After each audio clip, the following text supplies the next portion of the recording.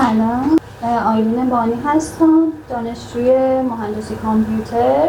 و در حال حاضر در حال آموزش دوره وب مستری استاد محمدی هستم. حقیقتا من از قبل یه سری زمینه‌های دیگه‌ای از این رشته رو شروع به یادگیری کرده بودم و پیش رفته بودم، ولی دنبال یه حیطه‌ای می‌گشتم که بهم آزادی عمل بده و اجازه بده که خلاقیت داشته باشم. یه زمینه که دستم باز باشه، بتونم تمام ایده هایی که توی سرمه رو پیاده کنم و به نظرم طراحی وبسایت واقعا بهترین گزینه بود برای من، چون یه محیط باز و پر از ایده های نو، ایده های جدید رو برام فراهم کرد که بتونم تمام چیزایی که توی فکرمه رو پیاده سازی کنم. راستش خب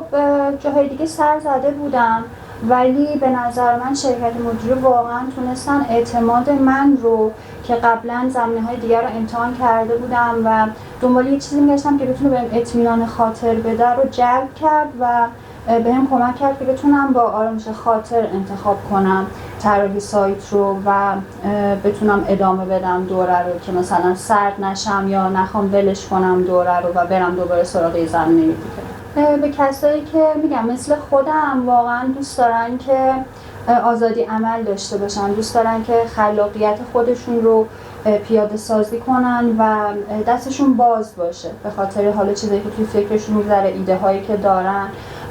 برای حالا هر زمینه‌ای که میخوان، فروش باشه، تبلیغات باشه، یه جورایی انگار تمومه اون چیزایی که تو مثلا از کامپیوتر از این رشته دنبالش میگردی و توی این زمینه میتونی پیدا کنی با شاید حداقل آموزش و امکانات یا اطلاعاتی که داری راجع به این رشته.